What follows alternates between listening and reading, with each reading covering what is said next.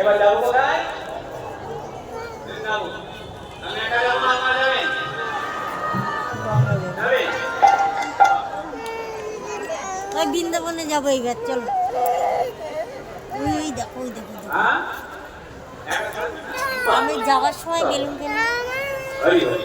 আচ্ছা, বৃন্দাবনে যাবো। চলো বৃন্দাবনে কি বলতে হয় না? বস্তু দেখতে। এখানে যাবে সব জায়গায় একটা করে স্পেশাল পড়ুয়ার আছে।